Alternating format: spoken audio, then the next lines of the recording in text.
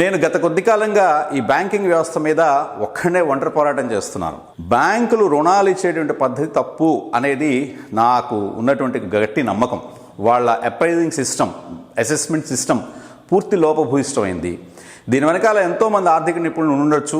ఎంతోమంది ఆర్థిక నిపుణులకి ఈ లోపాలు కనిపించకపోవచ్చు, లేదా కనిపించిన వాళ్ళకి బ్యాంకులతో ఉన్నటువంటి వ్యక్తిగత సంబంధాల మూలంగా కొంతమంది ప్రొఫెసర్లు, ఐఏఎస్లు, ఐపీఎస్లు, ప్రతిరోజు మనకి ఊకదంపుడు ఉపన్యాసాలు ఇచ్చేటువంటి అనేక మంది పెద్దలు టీవీ డిబేట్లలో కూర్చుని తెలిసి తెలియనటువంటి మాట్లాడి ప్రజల్ని ఒక రకమైనటువంటి ఆందోళనకి, ఒక రకమైన కన్ఫ్యూజన్కి గురి చేసేటువంటి పెద్దవాళ్ళందరికీ కూడా ఈ లోపాలు కనిపించకపోవచ్చు. మీలో చాలామంది ఒక విషయాన్ని చూసి చూడనట్టు వదిలేస్తుంటారు ప్రతిరోజు. అదేంటంటే మీ అకౌంట్లోంచి 10 రూపాయలు, 20 రూపాయలు, 5 రూపాయలు, 2 రూపాయలు, 50 రూపాయలు, 100 రూపాయలు, 200 రూపాయలు, 300 రూపాయలు ఉన్నటువంటి డెబిట్ అయిపోతూ ఉంటుంది. మీరు వెళ్ళి బ్యాంక్ మేనేజర్ని అడిగితే ఆయన మీకు సరైన సమాధానం చెప్పడు.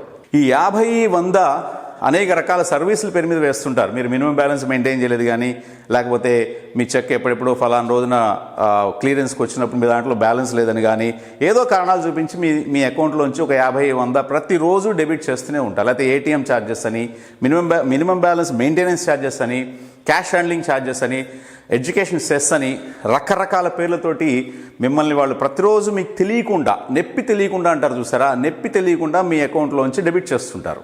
దీనికి ఏ బ్యాంకు మినహాయింపు కాదు. ప్రతి ఒక్క జాతీయ బ్యాంకు, ప్రతి ఒక్క ప్రైవేట్ బ్యాంకు, ప్రతి ఒక్క ఎన్బిఎఫ్సి, ప్రతి ఒక్క ఫైనాన్షియల్ ఇన్స్టిట్యూషను మీ జేబుల్ని ఈ రకంగా మీకు తెలియకుండానే చాలా నెమ్మదిగా, చాలా సునిశ్చితంగా, చాలా చాకచక్యంగా మీ జేబులను కొలగొడుతుంటారు.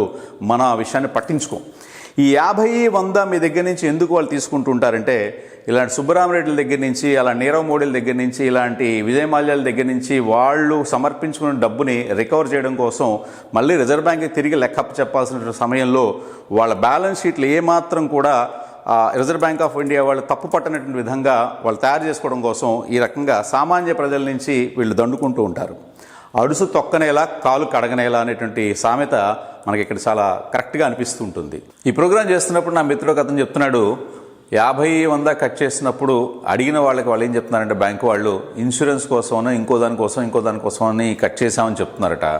మీ పర్మిషన్ లేకుండా, డెబిట్ నోట్లో మీ సంతకం లేకుండా, లేదా మీ చెక్ లేకుండా, మీ విత్డ్రాయల్ ఫామ్ మీద మీ సిగ్నేచర్ లేకుండా ఇలా ఇష్టం వచ్చినట్టు వాళ్ళు డెబిట్ చేయడానికి లేదు, బ్యాంక్ వాళ్ళు చేయడానికి లేదు.